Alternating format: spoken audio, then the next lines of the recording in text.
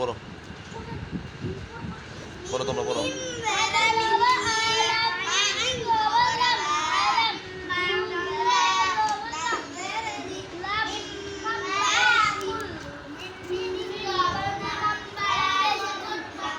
আমার হেফজখানার ছাত্ররা খুব সুন্দর করে লেখাপড়া করতেছে।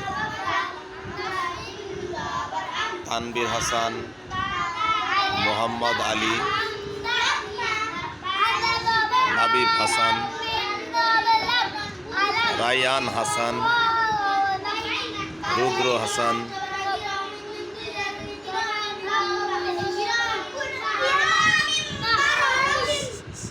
সামির হাসান,